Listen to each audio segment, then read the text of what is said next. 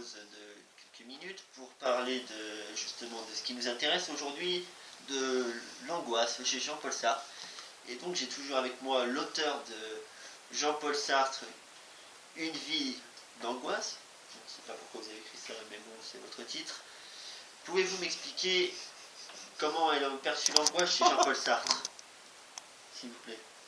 Puisque j'aimerais comprendre ce qui vous a poussé à écrire ce bouquin, qui est sans doute une œuvre un petit peu caricaturiste, mais bon, caricaturale de ce qu'est Jean-Paul Sartre. Mais pouvez-vous m'expliquer, peut-être? Cher disciple, vous qui avez 30 ans de moins,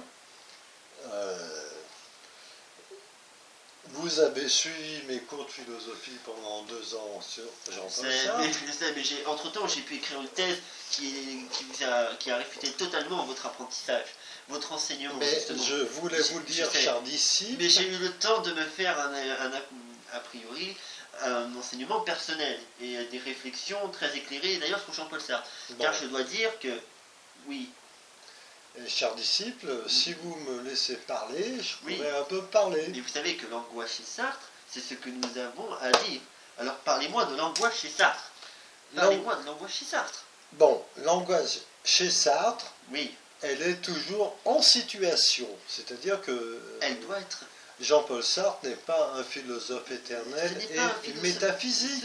C'est un philosophe qui est en situation. Ce n'est pas un philosophe immobiliste, je crois. C'est un philosophe qui aime l'action, justement. Et l'action, bon, justement, réagissez à cela. Arrêtez votre métaphysique. Je ne fais pas de métaphysique. Votre idéalisme. Je ne suis pas au-delà de la... Il faut le remettre en situation historique. Je le remets en situation, mais moi je trouve que pendant la guerre, justement, vous voulez une situation. Alors écoutez, dans la République de silence, je cite, nous n'avons jamais été aussi libres que sous l'occupation allemande. Ça veut dire que c'est l'oppression qui a poussé l'homme à agir, parce qu'il se sentait, comment je pourrais dire, esclave, si je puis dire ainsi, puisqu'il avait perdu sa liberté. C'est pour sa liberté qu'il a pris le choix d'être résistant. Et je recite même, selon Jean-Paul Sartre, ceux qui, justement, suivaient l'oppression, justement, le totalitarisme, le nazisme, si on peut dire, et qui est aujourd'hui, excusez-moi du mot, mais le capitalisme qu'on vit, c'est ça, hein?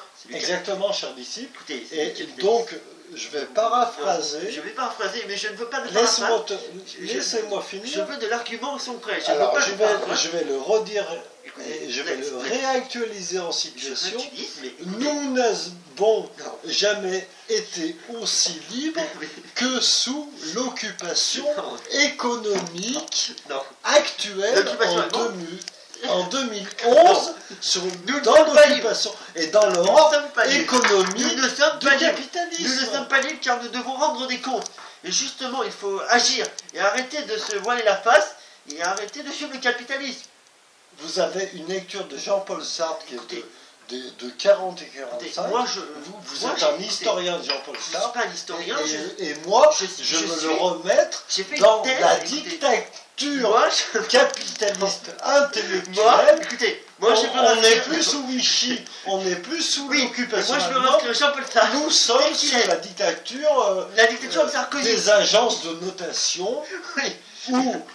Attends, laissez-moi, je vous sur la gueule, ou ces entités métaphysiques, je l'ai entendu, qu'on appelle les entités de notation, écoutez, hein, rendent servile l'État républicain. Si vous voulez, cher disciple, il faut abandonner si vous voulez faire de la figuration, la métaphysique de Jean-Paul Sartre pour le remettre actuellement dans l'actualité.